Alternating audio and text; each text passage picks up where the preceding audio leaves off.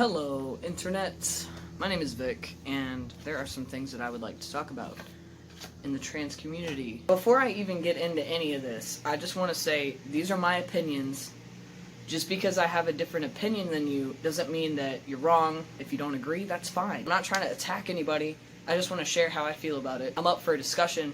That's completely fine with me. I don't mind discussing opinions. Do you have to have dysphoria to be trans? I think you do.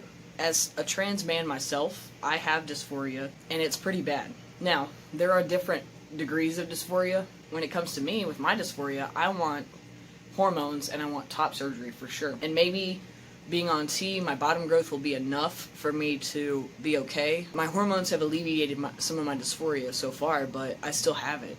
Dysphoria is powerful, it's strong, and I think, honestly, in my opinion, dysphoria is what makes trans people trans. It's what makes you want to transition. It's not like me saying, I don't like my nose, so I want a nose job. That's different. Dysphoria is where your mind doesn't match your anatomy. I'm 100%, 110% positive I'm male. My body does not match that. At birth, I was assigned female. There is an argument where you don't have to have dysphoria, but you can have gender euphoria, where if someone uses the correct pronouns, or if someone genders you correctly, that it makes you feel like happy, it makes you feel euphoric. But euphoria is an emotion. Euphoria is there and then it's gone.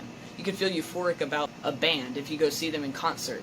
When you leave, you have a feeling of euphoria because you just saw your favorite band live and they're awesome and you got to experience that. That's euphoria, but eventually post-concert depression hits and then you're like, damn, I want to go back, take me back. So it's gone. So I think gender euphoria is just a feeling. Dysphoria is not just a feeling, it's like a mindset. It's like something that genuinely bothers you. There are people who have taken their lives because of dysphoria. So another thing I wanted to talk about is I'm really having a hard time understanding otherkin, or the age thing. I know Sam Collins talked about it. There is a person who identifies as a 6-year-old, and to me that just doesn't make any kind of sense. You can't just decide that you want to be a certain age.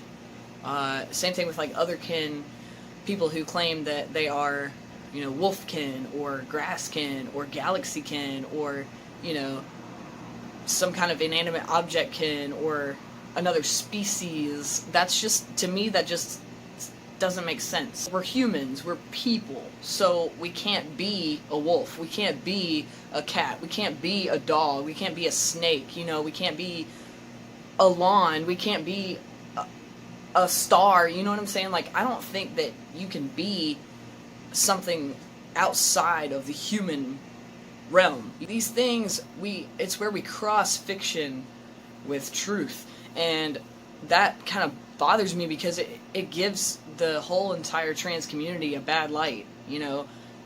People may see that and be like, that's fucking ridiculous, and then they look at a trans man or a trans woman and they're like, are you like that? Are you one of them? There's a lot of bad media and publicity around being trans. Now, I'm not trying to gatekeep. I'm not trying to say, okay, you have to fit this criteria or you can't sit with us. It's not like that. It's nothing like that. And I'm not trying to invalidate anybody. I'm just stating my opinion that I don't really think that you can be trans without dysphoria. I just don't think that it works that way. Same thing with otherkin and animalkin and all that stuff. I don't think that's a thing. And I think the problem with that is people see that, cis people, and they think that all trans people are like that. That's just me. That's my opinion. Don't hate me. Don't be mad at me. But that's just how I see it. That's just how I feel. Have a good one.